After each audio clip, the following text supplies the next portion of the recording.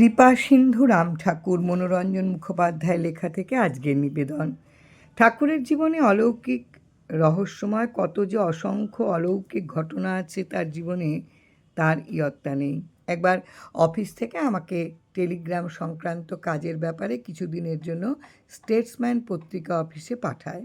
সেখানে মুসলমান বাবুর্চিরা টিফিন দিত। সে যুগে হিন্দু হয়ে মুসলমানের হাতে জল খাওয়া সমাজের দিক থেকে খুবই গর্হিত কাজ বলে গণ্য হতো। আমারও এ ব্যাপারে মানসিক প্রস্তুতি ছিল না। দ্বিধাগ্রস্ত মন নিয়ে জিজ্ঞেস করলাম ঠাকুরকে।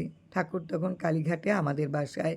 আমার সমস্যার কথা শুনে মৃদু হাসলেন এবং সহজ কণ্ঠেই বললেন, ইহাতে কোনো দোষ নাই। তারপর ধর্মের সঙ্গে মানুষের সম্পর্কের কথা অতি সুন্দরভাবে ব্যাখ্যা করে বুঝিয়ে দিলেন। আমার মনের সংশয় ও দ্বন্দ্ব বিদূরিত হলো। এই প্রসঙ্গে বলি, ঠাকুরের অনেক মুসলমান ধর্মাবলম্বী ভক্তও আছেন। ঠাকুরের ধর্মাচরণের মধ্যে কোনোরূপ সাম্প্রদায়িক মনোভাব না থাকার জন্য নোয়াখালী, চট্টগ্রাম ও ফরিদপুরের বহু বিশিষ্ট মুসলমান ধর্মাবলম্বী মানুষ ঠাকুরকে শ্রদ্ধা করতেন। সকল জাতীয় ধর্মের মধ্যে তিনি সত্যকে দেখতেন।